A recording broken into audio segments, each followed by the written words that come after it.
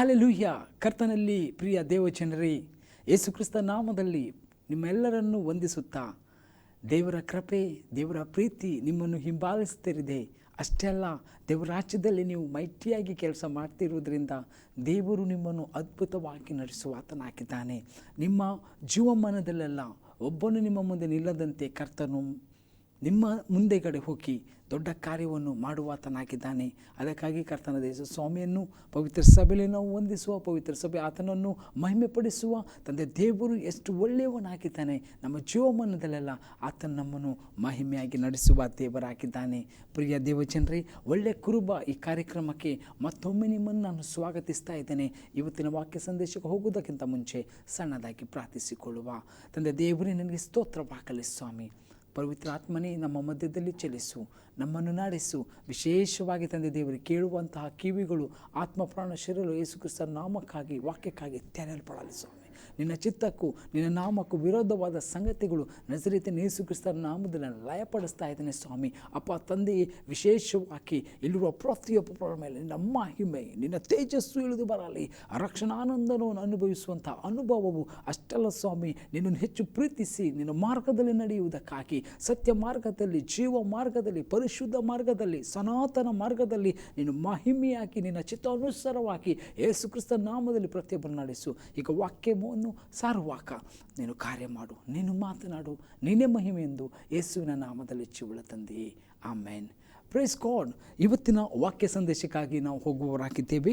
ಮತ್ತಾಯ ನಾವು ಓದುವುದಾದರೆ 11ನೇ ಅಧ್ಯಾಯದಲ್ಲಿ ವಚನ 28ನೇ ವಚನವನ್ನು ಓದಿಕೊಳ್ಳುವ. ಮತ್ತಾಯ 11ನೇ ಅಧ್ಯಾಯದಲ್ಲಿ ವಚನ 28.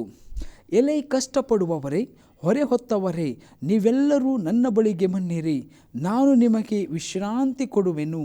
ನಾನು ಸಾತ್ವಿಕನು, ದೀನ ಮನಸ್ಸುಳ್ಳವನು ಆಗಿರುವುದರಿಂದ ನನ್ನ ನೊಗವನ್ನು ನಿಮ್ಮ ಮೇಲೆ ತೆಗೆದುಕೊಂಡು ನನ್ನಲ್ಲಿ ಕಲಿತುಕೊಳ್ಳಿರಿ. ಆಗ ನಿಮ್ಮ ಆತ್ಮಗಳಿಗೆ ವಿಶ್ರಾಂತಿ ಸಿಕ್ಕುವುದು. ಯಾಕಂದರೆ ನನ್ನ ನೊಗವು ಮೃದುವಾದದ್ದು, ನನ್ನ ಹೊರೆಯು ಹೌರವಾದದ್ದು ಅಂದನು. ಪ್ರಿಯ ವೀಕ್ಷಕರೇ, ಪ್ರಿಯ ದೇವ ಮಕ್ಕಳೇ, ಇವತ್ತು ಈ ಒಂದು ಸಂದೇಶದಲ್ಲಿ ಎಲೆ ಕಷ್ಟಪಡುವವರೇ, ಎಲೆ ಕಷ್ಟಪಡುವವರೇ, ನೀವೆಲ್ಲ ಹೊರೆ ಹೊತ್ತವರೇ, ನೀವೆಲ್ಲರೂ ನನ್ನ ಬಳಿಗೆ ಬನ್ನಿರಿ. ಯೇಸು ಸ್ವಾಮಿ ಇವತ್ತು ಜನರನ್ನು ಅಥವಾ ಲೋಕದಲ್ಲಿರುವವರನ್ನು ಯೇಸು ಸ್ವಾಮಿ ಕರೀತಾ ಇದ್ದಾನೆ. ಯಾರನ್ನು ಕರೀತಿದ್ದಾನೆ? ಎಲೆ ಕಷ್ಟಪಡುವವರೇ ಮತ್ತು ಹೊರೆ ಹೊತ್ತವರೇ, ನನ್ನ ಬಳಿಗೆ ಬನ್ನಿರಿ. ಕಷ್ಟಪಡುವವರು ಅಥವಾ ಹೊರೆ ಹೊತ್ತವರು ಯಾರಾಗಿದ್ದಾರೆ? ಇವತ್ತು ಬಹಳ ಜನರಿಗೆ ಗೊತ್ತಿಲ್ಲ ಕಷ್ಟಪಡುವುದಂದ್ರೆ ಏನಂತ ಗೊತ್ತಿಲ್ಲ, ಹೊರೆ ಹೊರುವುದಂದ್ರೆ ಗೊತ್ತಿಲ್ಲ. ಬಹಳ ಜನರು ಕನ್ಫ್ಯೂಷನ್ ಹಾಕಿದ್ದಾರೆ. ಇವತ್ತು ಕಷ್ಟ ಅಂದರೆ ಬಹಳ ಜನರು ಇವತ್ತು ತಮ್ಮ ಜೀವಿತದಲ್ಲಿ ಒಂದು ಹಸುವೆಯಿಂದ ಕಷ್ಟಪಡ್ತಾ ಇದ್ದಾರೆ. ಇವತ್ತು ಆತ್ಮಿಕವಾದ ಹಸುವೆ ಇದೆ, ಶಾರೀರಿಕ ಹಸುವೆ ಇದೆ. ಇವತ್ತು ನೋಡಿ, ಬೆಲೆ ಏರಿಕೆ ಆಗ್ತಾ ಜನರು ಅನ್ನಪಾನ ಇಲ್ಲದೆ ಎಷ್ಟೋ ಕಷ್ಟಪಡ್ತಾ ಇದ್ದಾರೆ. ಎಷ್ಟೋ ಜನರು ಇವತ್ತು ಹೇಗೆ ಜೀವಿಸುವುದು, ನಾಳಿನ ದಿನ ಹೇಗೆ ಹೋಗ್ತಾ ಇದೆ, ಹೋಗುವುದು ಹೇಗೆ, ನಾಳಿನ ದಿನ ಕಳೆಯುವುದು ಹೇಗೆ, ಅದೇ ಚಿಂತೆಯಲ್ಲಿದ್ದಾರೆ. ಆದರೆ ಯೇಸು ಸ್ವಾಮಿ ಹೇಳಿದರು, ನಾಳಿನ ದಿನದ ಕಾಟ ನಾಳೆಗೆ ಸಾಕು ಅಂತ ಹೇಳಿದರು. ಆದರೆ ಆ ದೇವರಲ್ಲಿ ಬರುವಾಗ ಆ ದೇವರು ನಿಮ್ಮ ಜೀವಿತವನ್ನು ಮಾರ್ಪಡಿಸಿ ಮಟ್ಟ ನೆಲದಲ್ಲಿ ನಡೆಸುವಾತನಾಗಿದ್ದಾನೆ. ಒಂದು, ನಿಮ್ಮ ಶಾರೀರಿಕ ಬೇಕಾದಂಥ ಸಂಗತಿಗಳನ್ನು ಕಷ್ಟಪಡುವವರೇ, ಹೊರೆ ಹೊತ್ತವರನ್ನ ಬಳಿಗೆ ಬನ್ನಿರಿ. ಮೇ ಬಿ ನಿಮ್ಮ ಜೀವಿತದಲ್ಲಿ ಹಸುವೆ, ಕೊರತೆ ಅಥವಾ ಹಸುವೆ ಎಂಬ ಏನಾದರೂ ಅಂದರೆ ಅನ್ನಪಾನಗಳ ವಿಷಯದಲ್ಲಿ ಕೊರತೆ ಇರುವುದಾದರೆ ಕರ್ತನ ಬಳಿಗೆ ಬನ್ನಿರಿ. ದೇವರು ನಿಮಗೆ ಶಕ್ತವಾಗಿ ನಡೆಸ್ತಾನೆ. ಅಷ್ಟೇ ಅಲ್ಲ, ಇದು ಖಾಲಿ ಶಾರೀರದ ಅನ್ನಪಾನವಷ್ಟೇ ಅಲ್ಲ, ನಿಮ್ಮ ಆತ್ಮಿಕವಾಗಿ ನಿಮ್ಮ ದಾಹವನ್ನು ತೀರಿಸುವವನಾಗಿದ್ದಾನೆ. ಬಹಳ ಜನರು ಇವತ್ತು ಈ ವಿಷಯದಲ್ಲಿ ಕೊರತೆ ಪಡ್ತಾ ಇದ್ದಾರೆ, ಕಷ್ಟಪಡ್ತಾ ಇದ್ದಾರೆ. ಅಷ್ಟೆಲ್ಲ ಮುಂದೆ ನಾವು ಹೋಗುವಾಗ ಬಹಳ ಜನರು ಇವತ್ತು ಲಾಸ್ ಆಗಿದೆ. ಅವರ ಜೀವಿತ ಭಯಂಕರವಾದ ನಷ್ಟದಲ್ಲಿ ಹೋಗ್ತಾ ಇದೆ. ಅವರಿಗೆ ಏನೆಲ್ಲ ಕೆಲಸ ಮಾಡಿದ್ರು, ಯಾವ ಕೆಲಸಕ್ಕೂ ಕೈ ಹಾಕಿದ್ರು, ಮನೆಯಲ್ಲಿ ಇದ್ದರು ಅಥವಾ ಅವರು ಹೊರಗಡೆ ಹೋದರು, ಕಷ್ಟ, ಖಾಲಿ ಲಾಸ್ ಅಥವಾ ನಷ್ಟ ಅವರ ಜೀವಿತದಲ್ಲಿ ಉಂಟಾಗ್ತಾಯಿದೆ. ಅಂಥವರಿಗೆ ಸುಸ್ವಾಮಿ ಹೇಳ್ತಾ ಇದ್ದಾರೆ, ಎಲೆ ಕಷ್ಟಪಡುವವನೇ, ಹೊರೆ ಹೊತ್ತವನೇ, ನನ್ನ ಬಳಿಗೆ ಬಾ, ನಿನಗೆ ನಾನು ವಿಶ್ರಾಂತಿ ಕೊಡುವೆನು. ಅಂದರೆ ನಿನ್ನ ಲಾಸ್ ಆದ ಸಂಗತಿಗಳಲ್ಲಿ ದೇವರು ಶಕ್ತವಾದ ಕಾರ್ಯ ಮಾಡಲಿಕ್ಕೆ, ದೇವರು ದೊಡ್ಡ ಕಾರ್ಯ ಮಾಡಲಿಕ್ಕೆ ಶಕ್ತನಾಗಿದ್ದಾನೆ. ಇವತ್ತು ಬಹಳ ಜನರು ಈ ಒಂದು ಕಷ್ಟದಲ್ಲಿದ್ದಾರೆ. ಬಹಳ ಲಾಸ್ ಎಲ್ಲಿ ಅವರು ಕೈ ಹಾಕ್ತಾರೋ ಅಲ್ಲಿ ಲಾಸು. ಯಾಕೆ? ನೀನು ನಿಜ ದೇವರಲ್ಲಿ ಇಲ್ಲ. ನಿನ್ನ ದೇವರನ್ನ ಹತ್ತಿಕ್ಕೋ, ಸ್ವಾಮಿಯಲ್ಲಿ ಬಾ.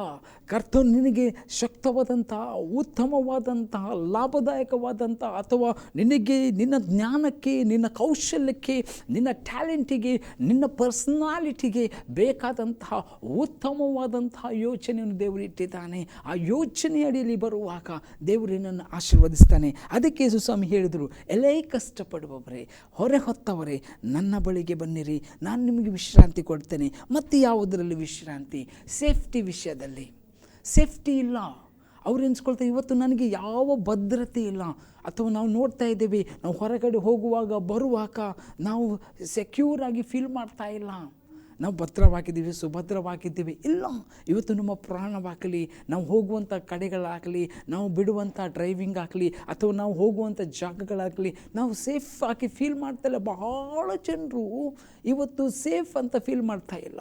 ಬಹಳ ಸ್ತ್ರೀಯರು ಕೂಡ ಹೇಳ್ತಾ ಇದ್ದಾರೆ, ಇವತ್ತು ಸ್ತ್ರೀಯರಿಗೆ ಎಲ್ಲಿ ಸೇಫ್ಟಿ ಇದೆ, ಎಲ್ಲಿ ಅವರಿಗೆ ಒಂದು ಸೇಫ್ ಆದ ಜಾಗ ಇದೆ ಅಂತ ಹೇಳ್ತಾರೆ. ಅಥವಾ ತುಂಬ ಜನರು ತಮ್ಮ ಮಕ್ಕಳ ವಿಷಯದಲ್ಲಿ, ಮಕ್ಕಳು ಬೆಳೆದು ಬರ್ತಾ ಇದ್ದಾರೆ, ಅವರು ಸೇಫ್ ಆಗಿದ್ದಾರಾ? ಅಥವಾ ಗಂಡನ ವಿಷಯದಲ್ಲಿ, ಹೆಂಡತಿಯ ವಿಷಯದಲ್ಲಿ, ಅಥವಾ ತನ್ನ ಕುಟುಂಬದ ತಂದೆ ತಾಯಿಯ ವಿಷಯದಲ್ಲಿ ಏನೇ ಇರಬಹುದು, ನಾನು ಸೇಫ್ ಆಗಿ ಫೀಲ್ ಮಾಡ್ತಾ ಇಲ್ಲ.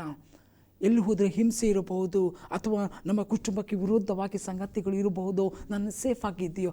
ಆದರೆ ನಮ್ಮ ಕರ್ತನು ತೂಗಾಡಿಸುವುದಿಲ್ಲ, ನಮ್ಮ ಯೇಸಪ್ಪ ತೂಗಾಡಿಸುವುದಿಲ್ಲ, ನಿದ್ರಿಸುವುದಿಲ್ಲ. ಕೀರ್ತನೆಯಲ್ಲಿ 121ನೇ ಅಧ್ಯಾಯದಲ್ಲಿ ವಚನ ಹೇಳ್ತಾ ಇದ್ದೇನೆ, ನಮ್ಮ ದೇವರು ತೂಗಾಡಿಸುವುದಿಲ್ಲ, ನಿದ್ರಿಸುವುದಿಲ್ಲ. ಎಲೇ ಕಷ್ಟಪಡುವವರೇ, ಹೊರೆ ಹೊತ್ತವರೇ, ಯೇಸು ಸ್ವಾಮಿಯ ಬಳಿಗೆ ಬಂದರೆ, ನಿಮ್ಮ ಜೀವಿತದಲ್ಲಿ ಸೇಫ್ ಫೀಲ್ ಆಗಬೇಕಾದ್ರೆ, ಅದು ಸುರಕ್ಷತೆಯನ್ನು ಅನುಭವಿಸಬೇಕಾದ್ರೆ ಯಾವುದೇ Z+ ಸೆಕ್ಯೂರಿಟಿ ಆಗುವುದಿಲ್ಲ ಅಮ್ಮ.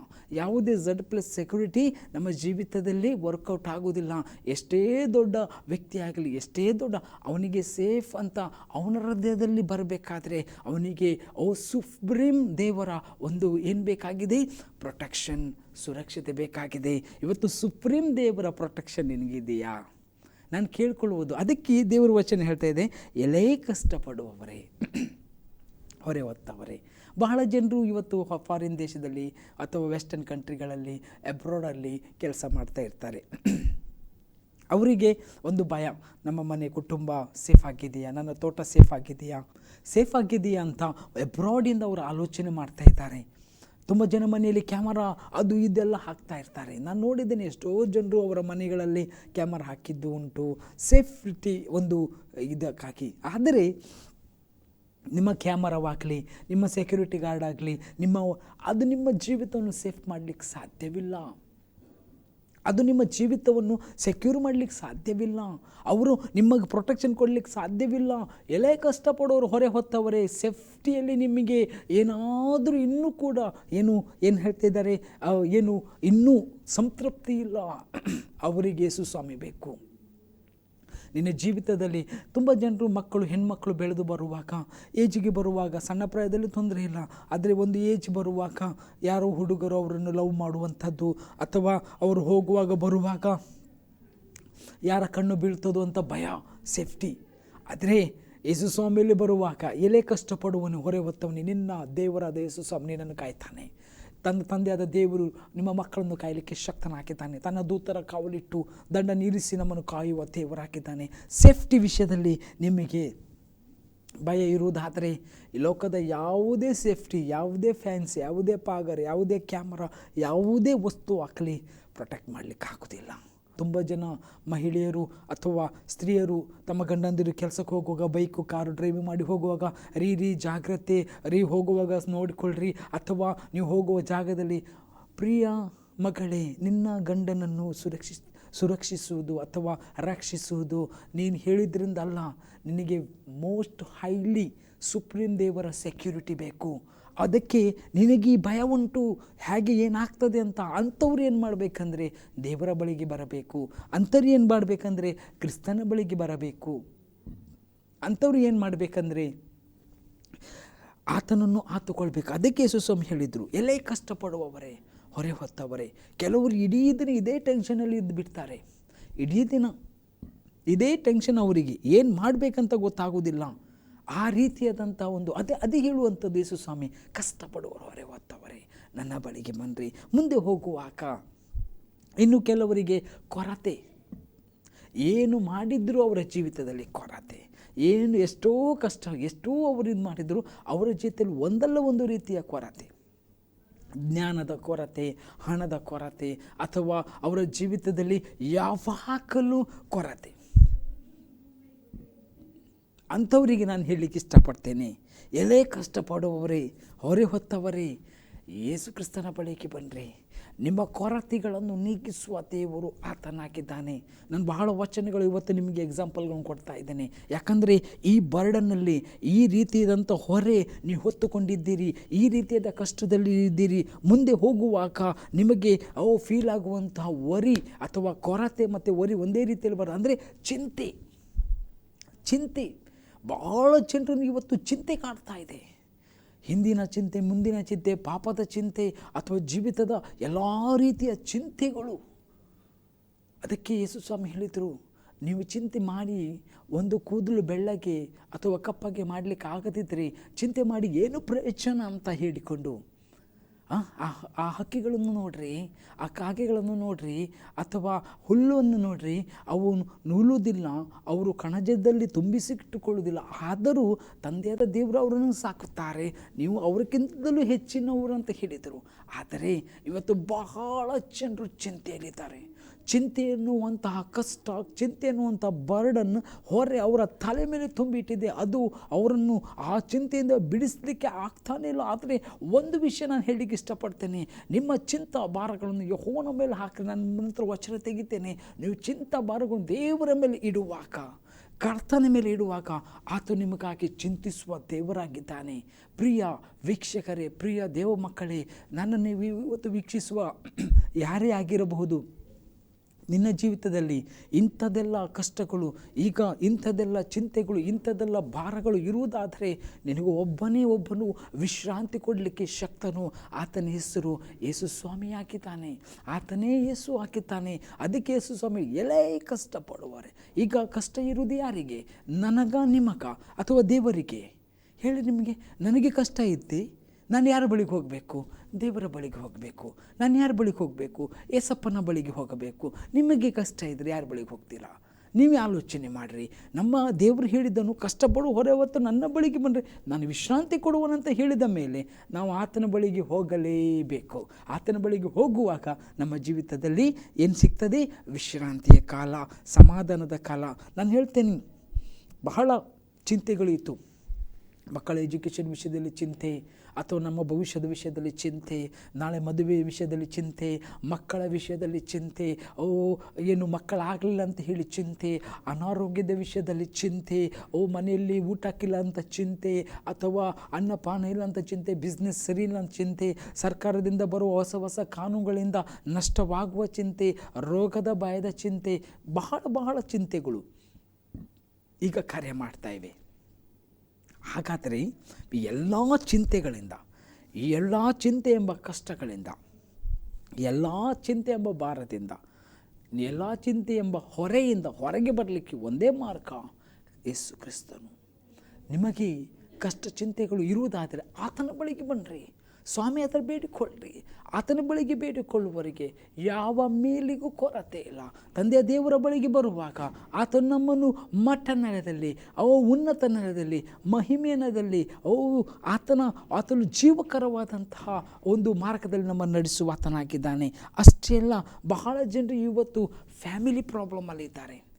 ಬಹಳ ಜನರು ಫ್ಯಾಮಿಲಿ ಪ್ರಾಬ್ಲಮಲ್ಲಿ ಕಷ್ಟಪಡ್ತಾ ಇದ್ದಾರೆ. ಫ್ಯಾಮಿಲಿ ಗಂಡ ಹೆಂಡತಿ ಮಧ್ಯೆ ಒಳಗಾಗೋದಿಲ್ಲ, ಮಕ್ಕಳು ಮಾತು ಕೇಳ್ತಾ ಇಲ್ಲ, ಅಥವಾ ತಂದೆ ತಾಯಿಯಿಂದ ಒಂದು ಸ್ವಲ್ಪ ರಗಳೆ, ಅತ್ತೆ ಸೊಸೆಯ ಒಂದು ಸಮಸ್ಯೆ. ಈ ಒಂದು ಕಷ್ಟದಿಂದ ಒಬ್ಬರಲ್ಲ ಒಬ್ಬರು ಚಿಂತೆಗೆ ಅಥವಾ ಬರ್ಡನಿಗೆ, ಅಥವಾ ಅವರ ಮನಸ್ಸಲ್ಲಿ ಈ ಮನೆಯಲ್ಲಿ ಯಾಕಿದ್ದೇನೋ ನಾನು ಅಂತ ಹೇಳಿ. ಇನ್ನು ಕೆಲವರು ಮನೆಯಲ್ಲಿ ಗಂಡಂದಿರು ಕೆಲಸ ಮಾಡಲ್ಲ, ಇನ್ನು ಕೆಲವರು ಮನೆಯಲ್ಲಿ ಗಂಡಂದಿರು ಕುಡಿತಾರೆ, ಇನ್ನು ಕೆಲವರು ಮನೆಯಲ್ಲಿ ವ್ಯಾಭಿಚಾರಗಳು, ಇನ್ನು ಕೆಲವರು ಮನೆಯಲ್ಲಿ ಹೆಂಡತಿಯ ಸಮಸ್ಯೆ, ಮಕ್ಕಳ ಸಮಸ್ಯೆ, ಬಹಳ ಸಮಸ್ಯೆ. ಬಹಳ ಸಮಸ್ಯೆ. ನೈಜವಾಗಿ ನಾನು ಮಾತಾಡ್ತಾ ಇದ್ದೀನಿ, ಯಾವುದು ಕಾಲ್ಪನಿಕ ಸ್ಟೋರಿಗಳು ನಾನು ಇಲ್ಲಿ ಹೇಳ್ತಾ ಇಲ್ಲ, ಫಿಲ್ಮ್ ಕತೆ ಅಂತ ಹೇಳ್ತಾ ಇಲ್ಲ. ಎಲ್ಲರ ಮನೆಗಳಲ್ಲಿ ಇಂಥ ಸಂಗತಿಗಳು ಇವತ್ತು ನೋಡ್ತಾ ಇದ್ದೇವೆ. ಆದರೆ ಫ್ಯಾಮಿಲಿಯಲ್ಲಿ ಕುಟುಂಬವನ್ನು ನಿಯಂತ್ರಿಸ್ಲಿಕ್ಕೆ ನಿನ್ನಿಂದ ಆಗುವುದಿಲ್ಲ. ಹೆಂಡತಿ ಅಥವಾ ಗಂಡನೇ ಕೇಳು, ನಿನ್ನ ಕುಟುಂಬವನ್ನು ನಿಯಂತ್ರಿಸಲಿಕ್ಕೆ ಒಬ್ಬನು ಬೇಕು, ಆತನು ಮಧ್ಯಸ್ಥನು, ಆತನ ಹೆಸರು ಯೇಸು. ಆ ಯೇಸು ನಿಮ್ಮ ಕುಟುಂಬದಲ್ಲಿ, ಯೇಸು ನಿಮ್ಮ ಜೀವಿತದಲ್ಲಿ, ಯೇಸು ನಿಮ್ಮ ಗಂಡ ಹೆಂಡತಿಯ ಮಧ್ಯದಲ್ಲಿ, ಯೇಸು ನಿಮ್ಮ ಕುಟುಂಬದ ಯಜಮಾನನಾಗಿದ್ದಾರೆ, ಯೇಸು ನಿಮ್ಮ ಕುಟುಂಬದ ಅಧ್ಯಕ್ಷನಾಗಿದ್ದಾರೆ. ನಿಮ್ಮ ಕುಟುಂಬವು ಮಹಿಮೆಯಾಗಿ ಆತನೇ ನಡೆಸ್ತಾನೆ.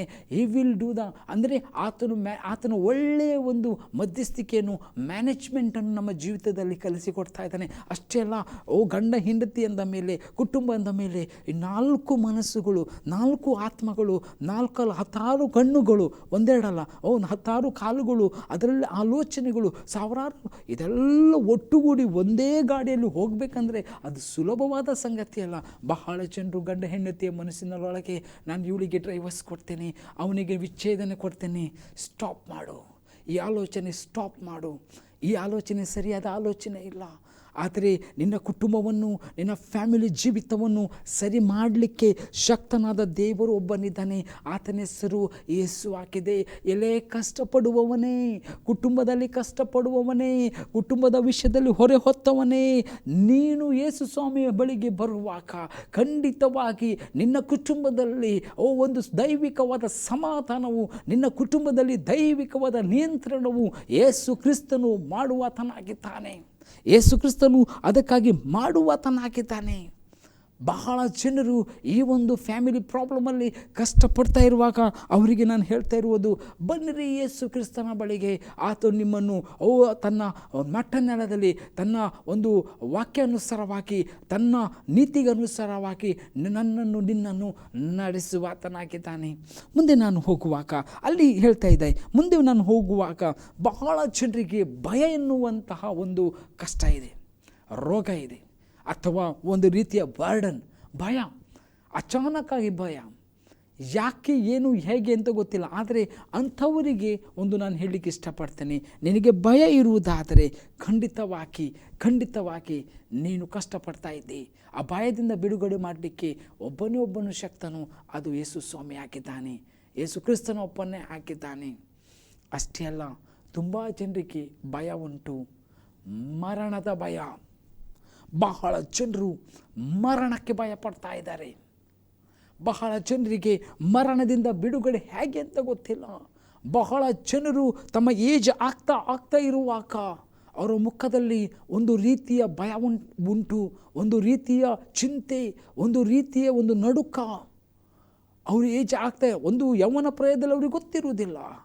ಆದರೆ ಏಜ್ ಆಗ್ತಾ ಹೋಗ್ತಾ ಇರುವಾಗ ಮತ್ತು ಯೌವನಸ್ಥರಲ್ಲಿ ತುಂಬ ಜನರಿಗೆ ಮರಣದ ಭಯ ಇದೆ. ನಾನು ನಿಮ್ಗೆ ಹೇಳಲಿಕ್ಕೆ ಇಷ್ಟಪಡ್ತೇನೆ, ಮರಣ ಪಾತಾಳವನ್ನು ಜಯಿಸಿದವನು, ಪುನರುತ್ಥಾನನಾಗಿ ಎದ್ದು ಬಂದಂತಾನು ನಮ್ಮ ಕರ್ತನಾದ ಯೇಸು ಸ್ವಾಮಿ ಆಗಿದ್ದಾನೆ. ನಮ್ಮ ಕರ್ತನು ಯೇಸು ಸ್ವಾಮಿ ಮರಣವನ್ನು ಜಯಿಸಿ ಬಂದನು. ನಮ್ಮ ಕರ್ತನು ಯೇಸು ಸ್ವಾಮಿ ಆತನು ತನ್ನ ಜೀವವನ್ನು ಕೊಟ್ಟು ನಮ್ಮನ್ನು ಬಿಡುಗಡೆ ಮಾಡಿದನು. ಅದಕ್ಕಾಗಿ ಯೇಸು ಸ್ವಾಮಿ ಹೇಳ್ತಾ ಇದ್ದಾರೆ, ಎಲೆ ಕಷ್ಟಪಡುವವನೇ, ನಿತ್ಯ ಜೀವಕ್ಕಾಗಿ ಹೆಣಗಾಡ್ತಿದ್ದೀಯಾ? ನಿತ್ಯ ಜೀವದ ವಿಷಯವಾಗಿ ಹೋರಾಡ್ತಿದ್ಯಾ ಅಥವಾ ಹುಡುಕಾಡುತ್ತಿದ್ದೀಯಾ? ನಿತ್ಯ ಜೀವ ಎಲ್ಲಿ ಸಿಗ್ತದೆ ಅಂತ, ಅಥವಾ ಮರಣದಿಂದ ಮೋಕ್ಷವನ್ನು ನಾನು ಪಡೆದುಕೊಳ್ಳಬೇಕಂತ ಆಸೆ ಪಡ್ತಾ ಇದೆಯಾ? ಹಾಗಾದರೆ ನೀನು ಸರಿಯಾದ ಸಂದೇಶವನ್ನು ಕೇಳ್ತಾ ಇದ್ದಿ. ಪವಿತ್ರ ಪುಸ್ತಕವನ್ನು ಓದು, ಬೈಬಲನ್ನು ಓದು. ಅದರಲ್ಲಿ ನಿತ್ಯ ಜೀವದ ಸಂಗತಿಗಳು ನಿನಗೆ ಬರೆಯಲ್ಪಟ್ಟಿದೆ. ನಿನ್ನ ವಿಷಯವಾದ ಆಲೋಚನೆ ದೇವರು ಪವಿತ್ರ ಪುಸ್ತಕ ಬೈಬಲಲ್ಲಿ ಬರೆಯಲ್ಪಟ್ಟಿದ್ದಾನೆ. ಆ ಆಲೋಚನೆಯನ್ನು ಹೊಂದಿಕೊಂಡು ನೀನು ಮರಣ ಎಂಬ ಕಷ್ಟದಿಂದ, ಮರಣ ಎಂಬ ಭಯದಿಂದ, ಮರಣ ಎಂಬ ಹೊರೆಯಿಂದ ತಪ್ಪಿಸಿಕೊಂಡು ವಿಶ್ರಾಂತಿಯ ಸ್ಥಳಕ್ಕೆ, ನಿತ್ಯ ಜೀವದ ಸ್ಥಳಕ್ಕೆ, ಮೋಕ್ಷಕ್ಕೆ ಅಥವಾ ಪರಲೋಕಕ್ಕೆ ನಿನಗೆ ಸಿದ್ಧಪಡಿಸಿದಂತಹ, ದೇವರು ಸಿದ್ಧಪಡಿಸಿದಂತಹ ವಿಶ್ರಾಂತಿಯ ಸ್ಥಳಕ್ಕೆ ನಿನ್ನ ವಿಷಯವಾದ ಆಲೋಚನೆಯನ್ನು ಜೀವಬಾಧೆಯ ಪಟ್ಟಿಯಲ್ಲಿ ನಿನ್ನ ಹೆಸರನ್ನು ಬರೆದುಕೊಳ್ಳುವಂಥ ಅವಕಾಶವನ್ನು ಹೊಂದಿಕೊಳ್ಳುವುದಕ್ಕಾಗಿ ದೇವರು ಕರ್ತನು ನಿನ್ನನ್ನು ಕರೀತಾ ಇದ್ದಾನೆ. ಅರೇ ಯೇಸು ಕ್ರಿಸ್ತನ ಬಳಿಗೆ ಬಾ, ಎಲೆ ಕಷ್ಟಪಡುವವನೇ, ಮರಣದ ಭಯದಲ್ಲಿ ಕಷ್ಟಪಡುವವನೇ, ನಿನಗೊಬ್ಬನೇ ಮಾರ್ಗ, ಯೇಸುವೇ ಮಾರ್ಗ. ನೋಡಿ, ಇವತ್ತು ನಾನು ಈ ವಿಷಯವಾಗಿ ಬರ್ಡನ್ ಆಗಲಿ, ಫಸ್ಟ್ರೇಷನ್ ಆಗಲಿ, ಅಥವಾ ಸ್ಕೂಲ್ ವಿಷಯಗಳಾಗಲಿ, ಡೌಟು, ಇವತ್ತು ಬಹಳ ಜನರಿಗೆ ಡೌಟ್. ಆ ಡೌಟ್ ಎಂಬ ರೋಗ ಇದೆಯಲ್ಲ, ಅಪ್ಪ, ಬಹಳ ದುಬಾರಿ ರೋಗ ಅದು. ಅದನ್ನು ಕಿತ್ತು ಒಗೆಯಲಿಕ್ಕೆ ಒಬ್ಬನೇ ಶಕ್ತನು, ಅದು ಯೇಸು ಸ್ವಾಮಿ. ಇವತ್ತು ಬಹಳ ಮನೆಗಳಲ್ಲಿ, ಬಹಳ ಕುಟುಂಬಗಳಲ್ಲಿ, ಬಹಳ ಯೌವನಸ್ಥರಲ್ಲಿ ಅದಕ್ಕಾಗಿ ಈ ಎಲ್ಲ ಸಂಗತಿಗಳಿಂದ, ಈ ಎಲ್ಲ ರೋಗಗಳಿಂದ, ಈ ಎಲ್ಲ ಸಮಸ್ಯೆಗಳಿಂದ, ಈ ಎಲ್ಲ ಕಷ್ಟಗಳಿಂದ, ಈ ಎಲ್ಲ ಭಾರಗಳಿಂದ ಬಿಡಿಸಲಿಕ್ಕೆ ಒಬ್ಬನೇ ಶಕ್ತನಾದ ದೇವರು, ಅದು ಕರ್ತನಾದ ಯೇಸು ಸ್ವಾಮಿ. ನಿನ್ನ ಜೀವಿತವನ್ನು ಒಪ್ಪಿಸಿಕೊಡುವಾಗ ಪರಲೋಕದ ದೈವಿಕವಾದ ಶಕ್ತಿಯು, ಪವಿತ್ರಾತ್ಮನು ನಿನ್ನ ಒಳಗೆ ಬರ್ತಾನೆ. ಆತನು ನಿನ್ನನ್ನು ಸರಿಯಾದ ಮಾರ್ಗದಲ್ಲಿ ನಡೆಸ್ತಾನೆ. ಅಷ್ಟೇ ಅಲ್ಲ, ವಾಕ್ಯ ಜ್ಞಾನವನ್ನು ಕೊಡುವಾಗ, ವಾಕ್ಯದ ಪ್ರಕಟಣೆ ಕೊಡುವಾಗ, ವಾಕ್ಯ ಓದುವಾಗ ನಿನಗೆ ಗೊತ್ತಾಗ್ತದೆ ನೀನು ಯಾರಾಗಿದ್ದಿ ದೇವರಲ್ಲಿ. ನಿನ್ನ ಒಂದು ಸ್ಥಾನಮಾನಗಳನ್ನು ಕಂಡುಕೊಳ್ಳುವಂಥ ಏಕೈಕ ಪುಸ್ತಕ, ಏಕೈಕ ಮಾರ್ಗ ಅದು ಜೀವವುಳ್ಳ ದೇವರ ವಾಕ್ಯವಾಗಿದೆ. ಆತನು ನಿನಗಾಗಿ ನನಗೆ ಕೊಟ್ಟಿದ್ದಾನೆ. ಇವತ್ತು ನನಗೆ ಹೇಳ್ತೀನಿ, ಈ ಎಲ್ಲ ವಿಷಯಗಳಲ್ಲಿ ನನಗೆ ಭಯವಿಲ್ಲ. ಯಾಕೆ ಭಯವಿಲ್ಲ? ನಮ್ಮ ಸಂಗಡ ಕರ್ತನಿದ್ದಾನೆ. ನನ್ನ ಯೇಸಪ್ಪ ಇದನ್ನು ನೋಡಿಕೊಳ್ತಾನೆ. ನಾವು ಚಿಂತೆ ಮಾಡಬೇಕಾಗಿಲ್ಲ. ಅದಕ್ಕೆ ಯೇಸು ಕ್ರಿಸ್ತನಲ್ಲಿ ಇರುವವರು ಈ ವಿಷಯದಲ್ಲೆಲ್ಲ ಚಿಂತೆ ಮಾಡುವುದೇ ಇಲ್ಲ. ಯಾಕೆ? ನಮ್ಮ ದೇವರು ಲೋಕದಲ್ಲಿರುವ ಆತನಿಗಿಂತಲೂ ದೊಡ್ಡವನು, ಹೆಚ್ಚಿನವನು, ಬಲಾಢ್ಯನು, ಪರಾಕ್ರಮಿಯಾದ ದೇವರು. ಈ ಸಮಸ್ಯೆಗಳು ನಮ್ಮ ಕಾಲಗಳಿಗೆ ಕೆಳಗೆ ಹಾಕಿ ನಾನು ಯೇಸು ಕ್ರಿಸ್ತನ ನಾಮವನ್ನು ತುಳಿದು ಅದು ಲಯಪಡಿಸುವವನಾಗಿದ್ದೇನೆ. ಯಾಕಂದರೆ ದೇವರು ನಮಗೆ ಬಿಡುಗಡೆ ಕೊಟ್ಟಿದ್ದಾನೆ. ಇವತ್ತು ನಿಮಗೆ ಯಾವುದಾದ್ರೂ ಬಂಧನಗಳು, ನಾನು ಹೇಳಿದ ವಿಷಯಗಳು ಮತ್ತು ಬೇರೆ ಎಲ್ಲ ವಿಷಯಗಳು ಏನೇ ಇರಬಹುದು, ಕೆಲವರಿಗೆ ಮಠಮಂತ್ರದ ಭಯ, ಲೋಕದ ಭಯ, ಜನರ ಭಯ, ಅಧಿಕಾರಿಗಳ ಭಯ, ಏನೆಲ್ಲ ಒಂದು ರೀತಿಯಾದಂಥ ಕಷ್ಟದಲ್ಲಿ ಅವರು ಹೆಣಗಾಡ್ತಾ ಇದ್ದಾರೆ. ಅಥವಾ ಕೆಲವರು ಸ್ಟ್ರೆಸ್ಸಲ್ಲಿರ್ತಾರೆ, ಇನ್ನು ಕೆಲವರು ಕಾನ್ಫ್ಲಿಕ್ಟಲ್ಲಿರ್ತಾರೆ, ಇನ್ನು ಕೆಲವರು ಫಸ್ಟ್ರೇಷನಲ್ಲಿ ಇರ್ತಾರೆ, ಇನ್ನು ಕೆಲವರಿಗೆ ಸೆಕ್ಯೂರಿಟಿ ಲೈಫ್ ಇರುವುದಿಲ್ಲ, ಇನ್ನು ಕೆಲವರಿಗೆ ಪ್ರೀತಿ ಇರುವುದಿಲ್ಲ, ಇನ್ನು ಕೆಲವರಿಗೆ ಟ್ರಸ್ಟ್, ನಂಬಿಕೆ ವಿಷಯದಲ್ಲಿ ಕೊರತೆ ಪಡ್ತಾ ಇರ್ತಾರೆ, ಅಥವಾ ಇನ್ನು ಕೆಲವರಿಗೆ ಪರ್ಸನಲ್ ವ್ಯಾಲ್ಯೂ ಅಂದರೆ ಅಲ್ಲಿ ಹೇಳ್ತಾ ಇದ್ದಾರೆ ಸೆಲ್ಫ್ ಎಸ್ಟೀಮ್ ಅಂತ ಹೇಳಿಕೊಂಡು ಅದು ಸಿಗ್ತಾ ಇಲ್ಲ. ಯಾಕಂದರೆ ಅವರ ಜೀವಿತ ಎಲ್ಲ ರೀತಿಯಲ್ಲಿ. ಆದರೆ ಇದೆಲ್ಲವೂ ನಿನಗೆ ಸಿಗಬೇಕಾದರೆ, ಇದೆಲ್ಲದರಲ್ಲಿ ಕಂಫರ್ಟ್ ಆಗಬೇಕಾದ್ರೆ, ಇಲ್ಲಿ ಎಲ್ಲದರಲ್ಲೂ ಸಮಾಧಾನವಾಗಿರಬೇಕಾದ್ರೆ ಒಂದು ಸಂಗತಿ ಮಾತ್ರ ನೆನಪಿಟ್ಕೋ, ಅದು ಯೇಸು ಕ್ರಿಸ್ತನು ಮಾತ್ರ ಕೊಡಲಿಕ್ಕೆ ಶಕ್ತನಾಗಿದ್ದಾನೆ. ನೋಡಿ, ಇಬ್ರಿಯ ಅಲ್ಲಿ 9ನೇ ಅಧ್ಯಾಯದಲ್ಲಿ ವಚನ ನಾನು ಓದಿಕೊಳ್ತೇನೆ, 11ರಿಂದ ಓದ್ತೇನೆ. ಸುಮ್ಮನೆ ನನಗೆ ಇದು ಬಂದಿಲ್ಲ, ಇದು ಸುಮ್ಮನೆ ನಮಗೆ ಸಿಕ್ಕಲಿಲ್ಲ, ಆಯಿತಾ? ಆದರೆ ಕ್ರಿಸ್ತನು ಈಗ ದೊರೆತಿರುವ ಮೇಲುಗಳನ್ನು ಕುರಿತು ಮಹಾಯಾಜಕನಾಗಿ ಬಂದು ಕೈಯಿಂದ ಕಟ್ಟಲ್ಪಡದಂತಹ, ಅಂದರೆ ಈ ಸೃಷ್ಟಿಗೆ ಸಂಬಂಧ ಪಡದಂಥ ಘನವಾಗಿಯೂ ಉತ್ಕೃಷ್ಟವಾಗಿ ಇರುವ ಗುಡಾರದಲ್ಲಿ ಸೇವೆಯನ್ನು ಮಾಡುವವನಾಗಿ ಹೋತಗಳ ಮತ್ತು ಹೋರಿಗಳ ರಕ್ತವನ್ನು ತೆಗೆದುಕೊಳ್ಳದೆ ಸ್ವಂತ ರಕ್ತವನ್ನೇ ತೆಗೆದುಕೊಂಡು ನಮಗೋಸ್ಕರ ನಿತ್ಯ ವಿಮೋಚನೆಯನ್ನು ಸಂಪಾದಿಸಿಕೊಡುವವನಾಗಿ ಒಂದೇ ಸಾರಿ ದೇವರ ಸನ್ನಿಧಾನಕ್ಕೆ ಪ್ರವೇಶಿಸಿದನು. ಹೋತ ಹೋರಿಗಳ ರಕ್ತ ಹೊಲೆಯಾದವರ ಮೇಲೆ ಚೆಲ್ಲುವ ಕಡಸಿನ ಬೂದಿಯು ಶರೀರದ ಹೊಲೆಯನ್ನು ಹೋಗಲಾಡಿಸಿ ಪವಿತ್ರ ಮಾಡುವುದಾದರೆ ನಿತ್ಯಾತ್ಮನಿಂದ, ನೋಡಿ ದೇವರ ಆತ್ಮನಿಂದ ಅಥವಾ ನಿತ್ಯಾತ್ಮನಿಂದ ತನ್ನನ್ನು ತಾನೇ ನಿರ್ದೋಷಿಯನ್ನಾಗಿ ದೇವರಿಗೆ ಸಮರ್ಪಿಸಿಕೊಂಡ ಕ್ರಿಸ್ತನ ರಕ್ತವು ಎಷ್ಟೋ ಹೆಚ್ಚಾಗಿ ನಮ್ಮನ್ನು ನಿರ್ಜೀವ ಕರ್ಮಗಳಿಂದ, ಈಗ ನಾನು ಹೇಳ್ತಿರುವುದು ನಿರ್ಜೀವ ಕರ್ಮಗಳಿಂದ ಬಿಡಿಸಿ ನಾವು ಜೀವವುಳ್ಳ ದೇವರನ್ನು ಆರಾಧಿಸುವವರಾಗುವಂತೆ ನಮ್ಮ ಮನಸ್ಸನ್ನು ಶುದ್ಧೀಕರಿಸುವುದಲ್ಲವೇ? ಯೇಸುವಿನ ರಕ್ತವು, ಯೇಸುವಿನ ನಾಮವು, ಯೇಸುವಿನ ಪರಿಶುದ್ಧ ಹಸ್ತವು ನಮ್ಮ ಜೀವಿತದಲ್ಲಿ ಚಲಿಸಲ್ಪಡ್ತದೆ. ಅದು ಸುಮ್ಮನೆ ಬಂದದ್ದಲ್ಲ. ಅದಕ್ಕಾಗಿ ತಂದೆಯಾದ ದೇವರು ಅಥವಾ ನಮ್ಮ ಕರ್ತನು ನಮಗೆ ಅದಕ್ಕಾಗಿ ಬೆಲೆಯನ್ನು ತೆತ್ತಿದ್ದಾನೆ. ತನ್ನ ಕ್ರೂಚಿಯ ಮರಣದಲ್ಲಿ ನನಗಾಗಿ ನಿನಗಾಗಿ ತನ್ನ ಪ್ರಾಣವನ್ನು ಕೊಟ್ಟನು. ಅದಕ್ಕೆ ಸ್ವಾಮಿ ಓಪನಾಗಿ ಎಲೆ ಕಷ್ಟಪಡುವವರೇ, ಹೊರೆ ಹೊತ್ತವರೇ ಬನ್ನಿರಿ. ಯಾಕಂದರೆ ಆ ನಿರ್ಜೀವ ಕರ್ಮಗಳಿಂದ ಬಿಡಿಸಲಿಕ್ಕೆ ಯೇಸು ಕ್ರಿಸ್ತನ ರಕ್ತವು, ಆತನ ನಾಮವು, ಆತನ ಪುನರುತ್ಥಾನ ಶಕ್ತಿಯು, ಆತನ ವಾಕ್ಯದ ಬಲವು ನಮಗೆ ಕೊಡಲ್ಪಟ್ಟಿದೆ. ಇವತ್ತು ನಾನು ನಿಮಗೆ ಹೇಳ್ತಿರುವುದಿಷ್ಟೇ, ಈ ವಾಕ್ಯ ಸಂದೇಶ ಕೇಳುವವರೇ, ನಿಮ್ಮ ಜೀವಿತದಲ್ಲಿ ಹಸಿವೆ ಇರಬಹುದು, ಲಾಸ್ ಇರಬಹುದು, ಸೇಫ್ಟಿ ಇಲ್ಲದಿರಬಹುದು, ಕೊರತೆ ಇರಬಹುದು, ಚಿಂತೆ ಇರಬಹುದು, ಹೆಲ್ತ್ ವಿಷಯ ಇರಬಹುದು, ನಂಬಿಕೆಯ ವಿಷಯ ಇರಬಹುದು, ಅಥವಾ ಬರ್ಡನ್ ಇರಬಹುದು, ರೆಸ್ಪಾನ್ಸಿಬಿಲಿಟಿ ಇನ್ಸೆಕ್ಯೂರಿಟಿ ಇರಬಹುದು, ಅವು ಡೌಟ್ಗಳು ಇರಬಹುದು, ಸ್ಟ್ರೆಸ್ ಅಥವಾ ಯಾವುದೇ ರೀತಿಯಾದಂತಹ ಮರಣ ಭಯ ಇರಬಹುದು, ಯಾವುದೇ ರೀತಿಯಾದಂಥ ಕೊರತೆಯ ಭಯ ಇದಕ್ಕೆಲ್ಲವೂ ಒಬ್ಬನೇ ಉತ್ತರ, ಅದು ಕರ್ತನಾದ ಯೇಸು ಸ್ವಾಮಿ ಹಾಕಿದ್ದಾನೆ. ನಿಮ್ಮ ಜೀವಿತವನ್ನು ಸರಿಪಡಿಸಲಿಕ್ಕೆ ಎಲ್ಲಿ ಲಾಸ್ ಆಗ್ತಿದೆ, ಎಲ್ಲಿ ಕೊರತೆ ಇದೆ, ಎಲ್ಲಿ ಬಿದ್ದು ಹೋಗಿದೆ ಅಲ್ಲಿ ದೇವರು ಸರಿಪಡಿಸಿ ನಿಮಗೆ ನಿಲ್ಲಿಸಲಿಕ್ಕೆ ಶಕ್ತನಾದ ಯೇಸು ಸ್ವಾಮಿ ಆಗಿದ್ದಾನೆ. ನಾನು ನಿಜವಾಗಿ ಹೇಳಲಿಕ್ಕೆ ಇಷ್ಟಪಡ್ತೇನೆ, ಮನುಷ್ಯರ ಬಲ, ಮನುಷ್ಯರ ಜ್ಞಾನ ಉಪಯೋಗಕ್ಕೆ ಬರುವುದಿಲ್ಲ. ಆದರೆ ದೇವರು ನಮ್ಮನ್ನು ನಡೆಸುವಾಗ, ದೇವರು ನಮ್ಮನ್ನು ಎತ್ತಿಕೊಂಡು ಹೋಗುವಾಗ ನಮ್ಮ ಜೀವಿತವು ಹುಗುರವಾಗಿರ್ತದೆ. ಅದಕ್ಕೆ ಯೇಸು ಸ್ವಾಮಿಯಲ್ಲಿ ಹೇಳಿದನು, ನನ್ನ ನೊಗವು ಹುಗುರವಾದದ್ದು, ನನ್ನ ನೊಗವು ಹೌರವಾದದ್ದು. ಪ್ರಿಯರೇ, ಒಂದು ಕೀರ್ತನೆ 55ರಲ್ಲಿ, ಅದಕ್ಕೆ ಕೀರ್ತನೆ 55ರಲ್ಲಿ ಒಂದು ವಚನ 22ನೇ ವಚನ ಹೇಳಿದನು, ತಂದೆ ದೇವರು, ನಿನ್ನ ಚಿಂತಾಭಾರವನ್ನು ಯೆಹೋವನ ಮೇಲೆ ಹಾಕು, ಆತನು ನಿನ್ನನ್ನು ಉದ್ಧಾರ ಮಾಡುವನು, ನೀತಿವಂತನನ್ನು ಎಂದಿಗೂ ಕದಲಗೊಳಿಸನು. ನೀನು ಯಾವಾಗ ನೀತಿವಂತನಾಗ್ತೀಯೋ, ಯಾವಾಗ ಕ್ರಿಸ್ತನನ್ನು ಅಂಗೀಕರಿಸ್ತೀಯೋ, ಅದೇ ದಿನದಲ್ಲಿ ನಿನಗೆ ದೊಡ್ಡ ಜಯವು ಯೇಸು ಸ್ವಾಮಿಯ ಮೂಲಕ ಉಂಟಾಗುವಂಥದ್ದಾಗಿದೆ. 68ನೇ ಕೀರ್ತನೆಯಲ್ಲಿ ಅಲ್ಲಿ ಬರೆಯಲ್ಪಟ್ಟಿದೆ ನೋಡಿ, ಇದು ಬಹಳ ಸುಂದರವಾದ ವಚನ. ಅನುದಿನವೂ 68:19ನೇ ವಚನ ಕೀರ್ತನೆಯಲ್ಲಿ, ಅನುದಿನವೂ ನಮ್ಮ ಭಾರವನ್ನು ಹೊರುವ ಕರ್ತನಿಗೆ ಸ್ತೋತ್ರವಾಗಲಿ, ನಮ್ಮನ್ನು ರಕ್ಷಿಸುವ ದೇವರು ಆತನೇ. ಸೆಲಾ. ಸ್ಟಾಪ್ ಮಾಡುವಂತಂದರೆ ಆತನೇ ನಮ್ಮನ್ನು ಅನುದಿನ ಹೊತ್ತು ನಡೆಸ್ತಾನೆ, ಆತನು ನಮ್ಮ ಅದಕ್ಕೆ ಕೀರ್ತನೆ 55ರಲ್ಲಿ ನಿಮ್ಮ ಚಿಂತಾಭಾರವನ್ನು ಯೆಹೋವನ ಮೇಲೆ ಹಾಕುವುದಕ್ಕಾಗಿ ಯೇಸು ಕ್ರಿಸ್ತನು ನಿಮ್ಮನ್ನು ಕರೆಯುತ್ತಾ ಇದ್ದಾನೆ. ಆತನ ಮೇಲೆ ಹಾಕುವುದಕ್ಕಾಗಿ, ಆತನು ನಿಮ್ಮನ್ನು ನಡೆಸುವುದಕ್ಕಾಗಿ. ಕಷ್ಟಪಡುವವರೇ, ಹೊರೆ ಹೊತ್ತವರೇ, ಬಾಳೆ ಜೀವಿತ ಬೇಡ. ಇವತ್ತಿನ ಕಾಲವು ನಾನು ನೋಡ್ತಾ ಇದ್ದೇನೆ, ಜೀವಿಸುವುದು ಎಷ್ಟು ಕಷ್ಟಕರವಾಗಿದೆ, ಎಷ್ಟೋ ಸಮಸ್ಯೆಗಳು, ಇಕ್ಕಟ್ಟುಗಳು, ಪರಿಸ್ಥಿತಿಗಳು, ಜೀವನವೇ ಬೇಡ ಅಂತ ಹೇಳುವಂಥ ಸಂಗತಿಗಳು ಉಂಟು.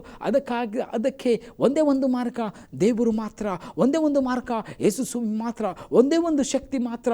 ದೇವರಾತ್ಮ ನಿಮ್ಮಲ್ಲಿ ಕಾರ್ಯ ಮಾಡುವುದಾದರೆ ಖಂಡಿತವಾಗಿ ಪಾಪ ಅಥವಾ ಕೆಟ್ಟತನ, ಮೋಸ, ವಂಚನೆ, ದುಷ್ಟ ಶಕ್ತಿಗಳಿಂದ ನಿನಗೆ ತಪ್ಪಿಸಿಕೊಳ್ಳುವುದಕ್ಕಾಗಿ ಇವತ್ತು ನಿನ್ನ ದೇವರು, ನಿನ್ನ ಕರ್ತನು, ನಿನ್ನ ಸೃಷ್ಟಿಕರ್ತನು ಮಗನೇ, ಮಗಳೇ ಕರೀತಾ ಇದ್ದಾನೆ. ಕಷ್ಟಪಡುವವಳೇ, ಕಷ್ಟಪಡುವವನೇ, ಬಾ ಯೇಸು ಸ್ವಾಮಿಯ ಹತ್ತಿರ. ನಿನ್ನ ಜೀವದಲ್ಲಿ, ನಿನ್ನ ಜೀವಿತದಲ್ಲಿ ನಿನಗೆ ಒಂದು ಟರ್ನಿಂಗ್ ಪಾಯಿಂಟ್ ಉಂಟಾಗ್ತದೆ. ಅದೇ ದೇವರು ನಮ್ಮನ್ನು, ನಮ್ಮ ಜೀವಿತವನ್ನು ರೂಪಾಂತರಪಡಿಸಿ ಸರಿಯಾದ ಮಾರ್ಗದಲ್ಲಿ, ಜೀವ ಮಾರ್ಗದಲ್ಲಿ, ಸಂತೋಷದ ಮಾರ್ಗದಲ್ಲಿ, ಮಹಿಮೆಯ ಮಾರ್ಗದಲ್ಲಿ ನಮ್ಮನ್ನು ನಡೆಸ್ತಾನೆ. ದೇವರು ನಿಮ್ಮನ್ನು ಆಶೀರ್ವದಿಸಲಿ. ಈ ಸಂದೇಶವನ್ನು ನಾನು ನಿಲ್ಲಿಸಲಿಕ್ಕೆ ಹೋಗ್ತೇನೆ, ಆದರೆ ಸಂದೇಶ ಇದು ನಿಲ್ಲುವುದಿಲ್ಲ. ನಿಮ್ಮ ಜೀವಿತದಲ್ಲಿ ಇದು ಪ್ರಾರಂಭವಾಗ್ತದೆ. ಗಟ್ಟಿಯಾಗಿ ಹಿಡಿದುಕೊಂಡು ಯೇಸುವಿನ ಮಾರ್ಗದಲ್ಲಿ ನಡೆಯಿರಿ. ನಿನ್ನ ದೇವರು, ನಮ್ಮ ಕರ್ತನು, ನಮ್ಮ ದೇವರು, ಮಹಿಮೆಯ ದೇವರು ಯೇಸು ಸ್ವಾಮಿ ನಮ್ಮನ್ನು ಎಂದಿಗೂ ಕೈ ಬಿಡುವುದಿಲ್ಲ, ಎಂದಿಗೂ ತೊರೆಯುವುದಿಲ್ಲ. ನಿತ್ಯವಂತರು ಎಂದಿಗೂ ಆಶಾಭಂಗ ಪಡುವುದಿಲ್ಲ. ಯಾವಾಗ ನೀನು ಯೇಸು ಸ್ವಾಮಿಯಲ್ಲಿ ಬಂದು ನಿನ್ನ ಪಾಪವನ್ನು ವಿಮೋಚನೆಗಾಗಿ, ಪಾಪ ಪರಿಹಾರಕ್ಕಾಗಿ ನಿನ್ನ ಜೀವಿತವನ್ನು ಸಮರ್ಪಿಸಿಕೊಡ್ತೀವಿ, ಅದೇ ದಿನದಿಂದ ಯೇಸು ಸ್ವಾಮಿ ನಿಮ್ಮನ್ನು ಮಹಿಮೆಯಾಗಿ ನಡೆಸುವನಾಗಿದ್ದೇನೆ. ಆ ಮಹಿಮೆಯ ಜೀವಿತವನ್ನು ಹೊಂದಿಕೊಳ್ಳುವುದಕ್ಕಾಗಿ ಕಣ್ಣುಗಳು ಮುಚ್ಚಿಕೊಂಡು ನಿಮ್ಮ ಕಷ್ಟ ಕಣ್ಣೀರಿಗಾಗಿ, ಸಮಸ್ಯೆ ಬಿಡುಗಡೆಗೆ ಪ್ರಾರ್ಥಿಸ್ತೇನೆ. ಆಶೀರ್ವಾದ ಹೊಂದಿಕೊಳ್ಳ್ರಿ. ಕರ್ತನ ನಿನಗೆ ಸ್ತೋತ್ರವಾಗಲಿ. ಇವತ್ತು ಹೇಳಿದ ಎಲ್ಲ ವಿಷಯಗಳಲ್ಲಿ ಅಪ್ಪ ತಂದೆಯೇ, ಯಾರೇ ಆಗಲಿ ಮಗನು ಮಕ್ಕಳು ಕಷ್ಟದಲ್ಲಿ ಕಣ್ಣೀರು ಹಾದು ಹೋಗ್ತಾ ಇರುವುದಾದರೆ, ಅಪ್ಪ ತಂದೆ ಯೇಸು ಕ್ರಿಸ್ತನ ನಾಮದಲ್ಲಿ ಮಕ್ಕಳೇ ನಿನ್ನ ಜೀವಿತವನ್ನು ಕರ್ತನಿಗೆ ಒಪ್ಪಿಸಿಕೊಡು. ಅಪ್ಪ ಯಾರ್ಯಾರು ಇವತ್ತು ತಮ್ಮ ಜೀವಿತವನ್ನು ಒಪ್ಪಿಸಿಕೊಟ್ಟಿದ್ದಾರೆ ಅವರ ಮೇಲಿನ ಅಭಿಷೇಕ ಉಂಟಾಗಲಿ. ಅಷ್ಟೇ ಅಲ್ಲ, ನಿನ್ನ ಮಹಿಮೆ ಇಳಿದು ಬರಲಿ. ಎಲ್ಲ ದುರಾತ್ಮ ಅಂಧಕಾರದ ಶಕ್ತಿಯ ಬಲಗಳು ಯೇಸು ಕ್ರಿಸ್ತನ ನಾಮದಲ್ಲಿ ಲಯವಾಗಲಿ. ಇವರ ಜೀವಿತವು ಕಟ್ಟಲ್ಪಡಲಿ. ಸಮೃದ್ಧಿ, ಆರೋಗ್ಯ, ಮಹಿಮೆ, ಜ್ಞಾನ ಎಲ್ಲವನ್ನು ಕೊಟ್ಟು ನಡೆಸು. ಇವರ ಕುಟುಂಬ ಕಟ್ಟಲ್ಪಡಲಿ. ಕೊರತೆ ದೂರವಾಗಲಿ. ಅಷ್ಟೆಲ್ಲ ಸಮಸ್ಯೆಗಳಿಂದ, ಕಷ್ಟಗಳಿಂದ ಇವರು ಸಂಪೂರ್ಣ ಬಿಡುಗಡೆ ಮಾಡು. ಅಷ್ಟೇ ನಿತ್ಯ ಜೀವದ ಒಂದು ಮಹಿಮೆಯನ್ನು, ಪರಲೋಕದ ಮಹಿಮೆಯನ್ನು ಕೊಟ್ಟು ಆರೋಗ್ಯ ರಕ್ಷಣೆ ಬಲದಲ್ಲಿ ನಡೆಸು. ಯೇಸು ಕ್ರಿಸ್ತನ ನಾಮದಲ್ಲಿ ಬೇಡಿದ ಜೀವಳ ತಂದೆಯೇ, ಆಮೇನ್. Praise God.